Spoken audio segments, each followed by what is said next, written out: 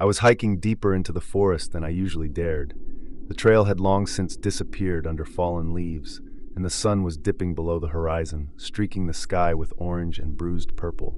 My backpack was heavy, my legs a little sore, but I needed solitude. Just me, the trees, and the quiet hum of nature. That's when I first saw him. At first I thought it was a trick of the fading light, a shadow in the trees that seemed too still to belong to the forest. But then I noticed the way he moved.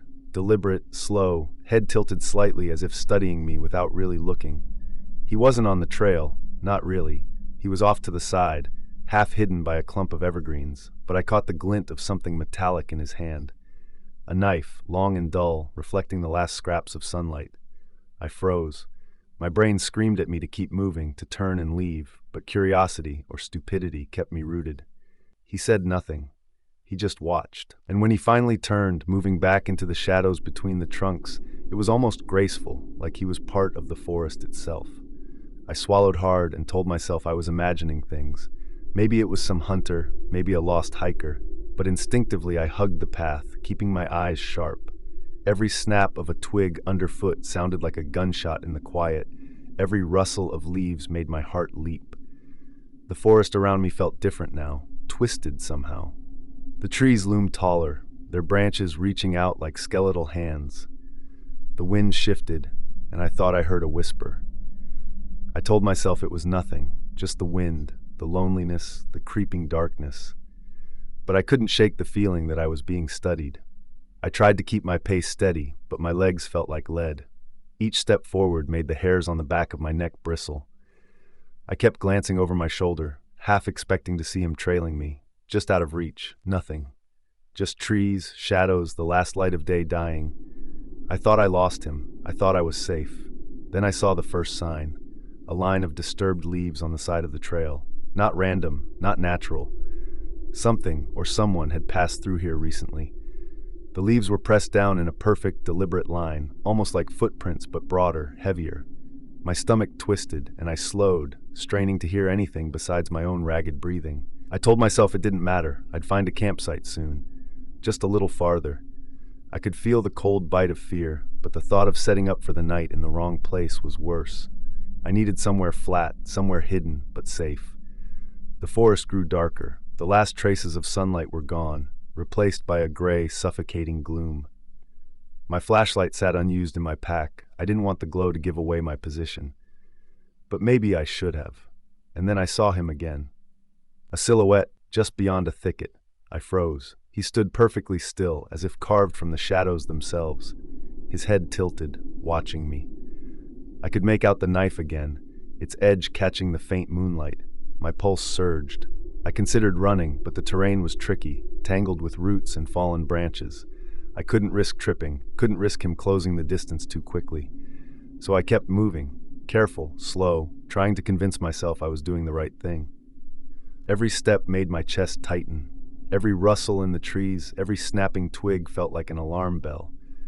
I told myself over and over, it's just a person, a hunter, maybe a hiker like me. He's not interested. But the instinct in my gut told me something else, something darker. By the time I found a small clearing suitable for a camp, I was shaking. My legs were trembling, my mind racing, and though I tried to shake the feeling, I couldn't. Somewhere in the shadows, he was still there, waiting, watching. I didn't know his name, I didn't know his intention, but I knew, with a certainty that chilled me to my bones, that the night was far from over. By the time I had set up my tent in the small clearing, my hands were trembling so badly I could barely get the stakes in straight. The forest around me felt alive, watching, pressing in closer than it had during the hike. I zipped the tent closed and tried to convince myself it was safe, that maybe he hadn't followed me. Maybe I had imagined him. But deep down, I knew better. Hours passed. The wind whispered through the trees, and for a moment, the forest felt calm. And then I heard it, soft, deliberate footfalls circling the tent. My heart slammed in my chest and I froze, pressing myself as flat as I could against my sleeping pad. The first scrape came along the tent wall, a metallic rasp that made my stomach drop. Knife. He had a knife.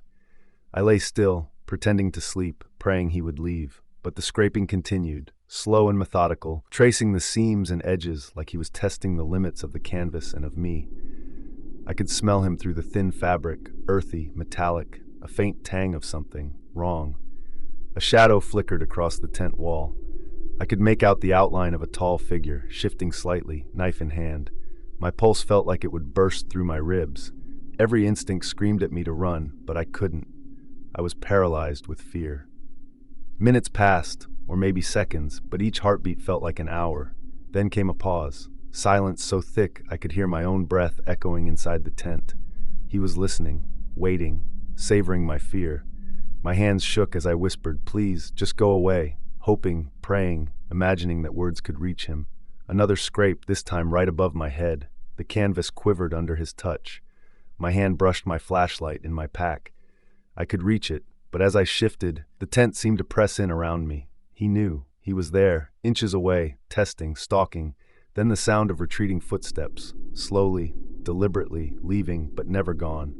I stayed still, barely daring to breathe, listening until the crunch of leaves faded completely. My body trembled violently, my chest aching. By dawn, I had to move. I unzipped the tent and peered out into the clearing. The forest was empty. No sign of him, no footprints, just the disturbed leaves where he had circled me through the night. But the feeling of being watched lingered like a shadow draped over the trees. I packed my gear as fast as I could, hands trembling so badly I nearly dropped everything. Each snap of a twig made my heart leap. Every rustle of leaves felt like him moving just beyond my sight. I didn't stop until I reached the main trail, and even then, I kept glancing over my shoulder, expecting to see him lurking in the shadows. I never saw him again, never found out who he was or why he had been stalking me. But the terror didn't leave. Every time I walk into the woods now, every time I hear a branch snap in the dark, I remember that night, the scraping of the knife along my tent, the soft footsteps circling, the eyes that had studied me without ever blinking. Even now, the memory twists my stomach into knots. I know the forest is indifferent, uncaring, and yet somewhere deep within it, he waits, waiting for the next person foolish enough to camp alone. I try to tell myself I was lucky, that I survived, but the truth is, I don't feel lucky. I feel hunted, and I know that night will follow me forever, a shadow I can never shake. And sometimes when I lie awake at night, I hear the scrape again. Just in my mind, I tell myself, just a memory. But the fear, that never leaves.